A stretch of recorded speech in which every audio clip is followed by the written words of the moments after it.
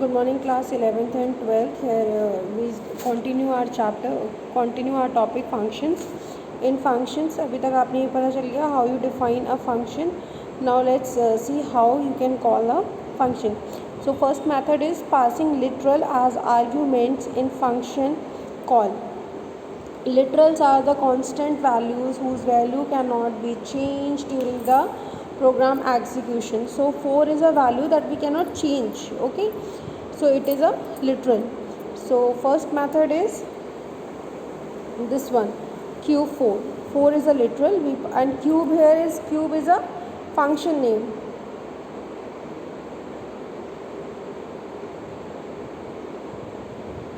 Cube is function name, and 4 is the value that you pass in the function. Next is passing variable as argument in function call. Instead of passing a value, हमने क्या पास किया है, argument pass किया है. Here you can see we have take a variable num equals to 10, and instead of passing 10 we pass the num. Next is taking input and passing the input argument in the function call. अब यहाँ पे हमें वो value pass करनी है जो user input करता है. मान लीजिए आपको एक नंबर का क्यूब फाइंड करना है, तो अगर प्रोग्रामर नंबर डालेगा तो प्रोग्रामर ने मान लीजिए 5 का क्यूब डाला है, तो वो तो हर बार प्रोग्राम 5 के क्यूब के लिए रन करेगा. बट हम चाहते हैं कि हर बार यूज़र अपनी मर्ज़ी का नंबर एंटर करे. सो इन दैट केस हमने यहाँ पे एक वेरिएबल लिया है माई नम. इसमें हमने लिखा है int input. Int is for जो आप वैल्यू देंगे वो किस टाइप की होगी, इंटीजर टाइप की होगी. Enter a number. So when you enter a number, that number is, जब भी आप कोई नंबर असाइन करेंगे यहाँ पे, तो वो नंबर कहाँ जाएगा, माई नम में सेव हो जाएगा. सो आप जो भी नंबर डालेंगे वो किस में असाइन होगा, माई नम में. ठीक है. तो जब माई नम में आपका नंबर असाइन हो गया, तो हमने जब क्यूब लिखा क्यूब माई नम, तो जो वैल्यू यूज़र ने दी है उसका क्यूब फाइंड होगा. ठीक है. Next is using function call inside another statement. अब हमने क्या किया, इंस्टेड ऑफ मतलब हमने फंक्शन को जब कॉल किया है तो वो हमने किसके अंदर किया है, प्रिंट स्टेटमेंट पे. Instead of separately calling the functions, अलग से फंक्शन को कॉल करने के लिए हम क्या करेंगे, सीधे हमने क्या लिखा है, प्रिंट क्यूब 3. इट मीन्स 3 का जो क्यूब है वो प्रिंट भी हो जाएगा एट द सेम टाइम. यहाँ पर जो भी वैल्यू आप माई क्यूब में भेजते वो प्रिंट नहीं होती, ये वैल्यू भी प्रिंट नहीं होती. इसके लिए हमें अलग से प्रिंट स्टेटमेंट लिखना पड़ता. Means after this statement we have to write print. जो भी जिसमें भी हम वैल्यू स्टोर कर रहे हैं, मान लीजिए आप यहाँ पे इक्वल्स टू लगा रहे हैं,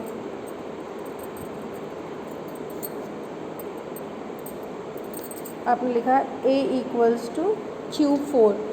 so the value of 4 is cube 4 is store in a. तो हमें इसके लिए लिखना पड़ता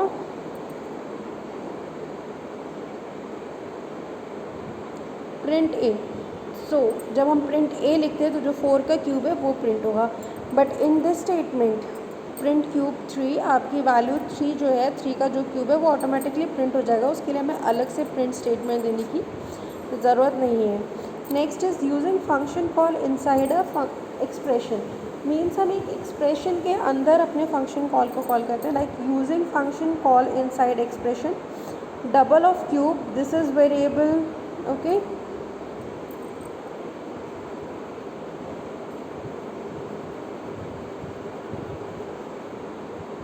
this is a variable.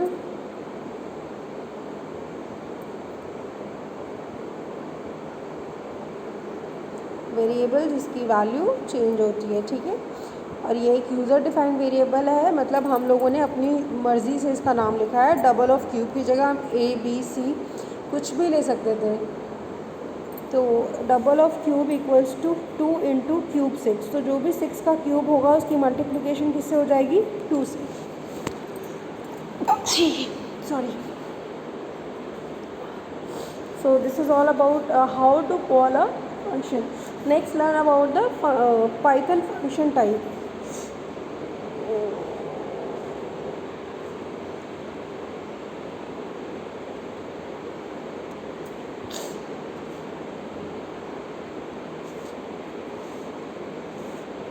So first we are having built-in functions. ठीक है. बिल्ट इन फंक्शंस वो फंक्शन होते हैं जो ऑलरेडी डिफाइंड होते हैं आपकी लैंग्वेज के अंदर. ठीक है. So these are the predefined function and और ऑलवेज अवेलेबल फॉर यूज़। आपको इन फंक्शन की डेफिनेशन नहीं देनी पड़ेगी, you can directly use the function. Like हमने जब स्ट्रिंग पढ़ा, टपल पढ़ा, डिक्शनरीज पढ़े, लिस्ट पढ़े, इन ऑल ऑफ देम हमने पढ़ा len function. len function is use to calculate the length of the string, length of the tuple, length of the dictionary.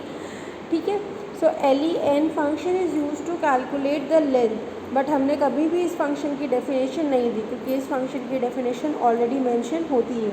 ठीक है, so here are some functions, built in function like abs returns the absolute value of a number, or returns true if all items in an iterable object are true, any return true if any item in an iterable object is true, ASCII return a readable version of an object, replace non-ASCII characters with an escape character, bin, bool, byte array, bytes, callable,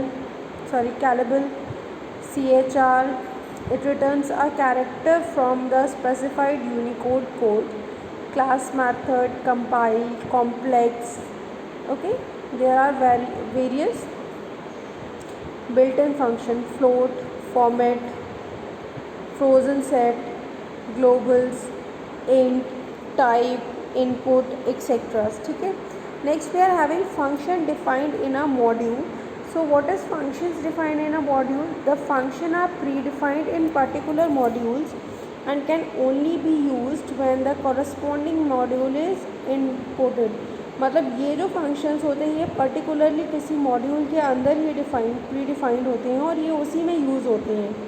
for example, if we want to use predefined function inside a module say sin, you need to first import the module maths in your program. तो अगर आपको sign है, सिन नहीं, आप जो trigonometry में पढ़ते हैं sine, cos, tan, okay, cot, sec, cosec, ये सब पढ़ते हैं आप लोग। तो अगर हमें साइन फंक्शन यूज़ करना है, ठीक है, तो before using the sine function we have to import the maths module, क्योंकि मैथ्स मॉड्यूल में ही हमारे प्री डिफाइंड फंक्शंस अवेलेबल होता है। Next one is user defined function. So what is user defined function? In Python, a user-defined function declaration belongs with the keyword def and followed by the function name. अब तक जितने भी हमने पढ़े थे example, they all are the example of, जो भी आपने प्रोग्राम देखे छोटे छोटे, they all are the example of user defined function. इन यूज़र डिफाइंड फंक्शन हमें लिखने से पहले def यूज़ करना पड़ता है, then we write the function name, parenthesis, and if there is any of the argument we pass दे, और अगर आर्ग्यूमेंट्स नहीं होते तो हम उन्हें पास नहीं कर दे, simply we close the parenthesis and put the colon mark. After the colon we give an indentation and start writing the body of the function. Once we complete with the body of the function, we remove the indentation and start writing the next line after the functions. Okay, so the function may take argument as input within the opening and the closing parenthesis just after the function name followed by the colon. After defining the function name and argument, a block of program statements start at the next line and these statement must be indented. Okay, बताया है आप लोगों को कि जब भी column के बाद आप स्टेटमेंट्स लिखेंगे तो उसके लिए आपको इंडेंटेशन देना पड़ेगा, तभी पता चलेगा वो सारी की सारी स्टेटमेंट्स आपके फंक्शन के साथ एसोसिएट है। Okay, and that portion is known as the body of the function और पार्ट ऑफ द फंक्शन, या फिर we can call the definition of the function. Okay, next we are having defining of a function. तो वो आपको बता दिया है how you can define a function, फिर भी देखते हैं दोबारा से।